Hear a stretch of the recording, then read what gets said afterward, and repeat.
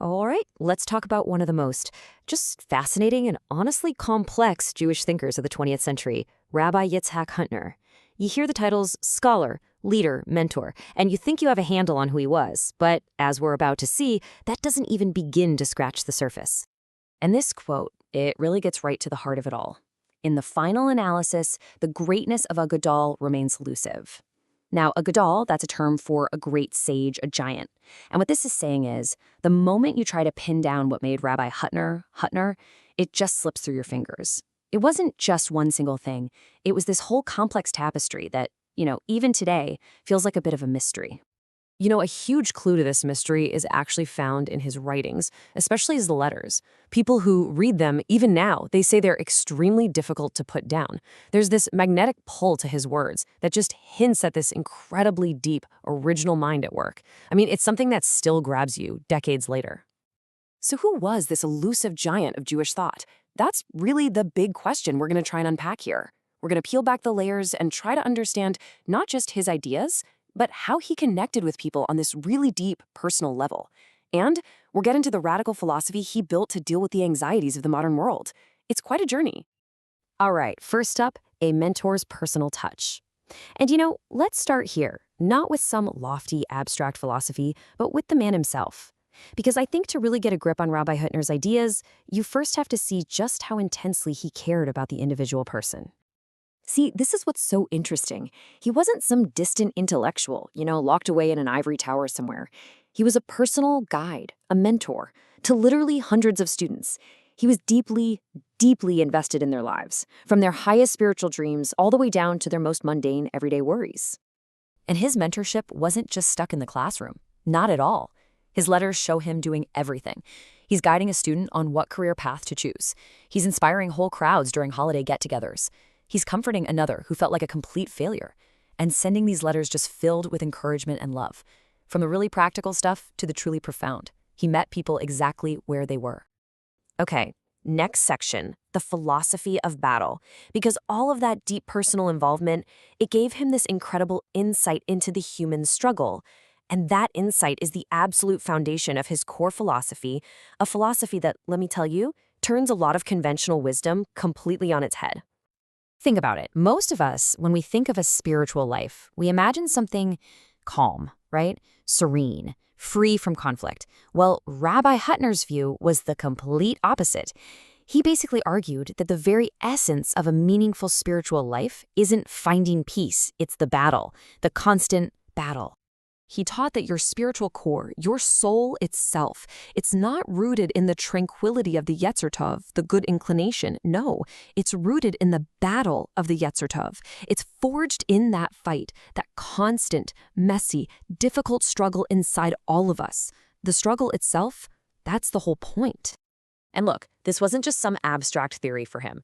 There's this amazing story where a student wrote to him, totally heartbroken, feeling like a failure because of all his inner conflicts. Rabbi Hutner's response? He completely reframed the entire situation. He told him, your struggle doesn't make you a failure. It makes you a worthy warrior in the battalion of the Yetzer Tov. The very fact that you're fighting means you're already winning. He even used a simple English saying to drive it home, lose a battle and win a war. It's such a powerful way to think about it. The spiritual life is a long game, a campaign. You're going to have setbacks. That's just part of it. But the ultimate victory, it just comes from staying in the fight. So this brings us to our next section, the secret philosopher. Because this philosophy of battle, as powerful as it is, wasn't created in a vacuum. And honestly, this is where Rabbi Hutner's story gets even more fascinating. He was secretly pulling from this huge range of intellectual traditions, and a lot of them were, well, pretty unconventional for his world. So how did he do it? He used a method that scholars call esotericism. Now, this isn't about being tricky or deceptive. It's a really careful strategy. It's a way of weaving in these potentially controversial ideas from outside sources, but presenting them in a way that wouldn't freak out his more traditional audience. He was basically building these intellectual bridges, but in secret. So what were these secret sources? Well, get this. He drew from the passion and emotional fire of Hasidic thought. He pulled from the deep mystical structures of Kabbalah. And this is the real shocker. He drew from the analytical logic of secular philosophy. Weaving those three together, That was an incredibly bold and intellectually fearless thing to do. And he didn't just do it to be clever. There was a very specific reason. He felt that to make ancient tradition really speak to modern people like us grappling with modern doubts, modern anxieties, he needed a bigger intellectual toolkit. His goal always was to make these ideas relevant and to forge a real connection. Which brings us perfectly to our final section, From Skin to Light. This last story, it just beautifully encapsulates everything we've been talking about. His personal touch as a mentor, his whole philosophy of struggle, and his mission to make the abstract totally real and tangible. So just picture this scene. Rabbi Hutner is giving one of his deep, powerful discourses. And in the audience, there's a student who is so moved by what he's hearing, so struck by the truth of it, that he just starts to cry. Rabbi Hutner sees this, he stops his lecture, and he speaks directly to that student. And he says something incredible, based on this amazing Hebrew pun. In Hebrew, the word for skin is or, and the word for light is also or. They sound identical, just spelled a little differently. And he tells the student, those tears, born from this spiritual moment, they transform the skin, the or of your face, into the light, the other or of your face. But here's the thing. He doesn't just stop with those beautiful words. In this moment of unbelievable tenderness and just pure teaching genius, right there in front of everyone, he reaches out and he gently caresses the student's face. Later on, he explained why he did it. And his explanation, it basically reveals his entire life's mission in a single sentence.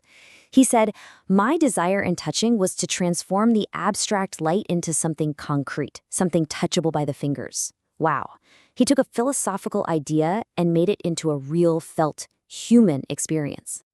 And that really just leaves us with a final question to think about, doesn't it? Rabbi Hutner taught that our greatest spiritual potential, it's not found by running away from our struggles, but by transforming them. So the question for all of us is, how can we look at our own skin, our own lives, our own personal battles, and find the light that's hiding right there, inside of them?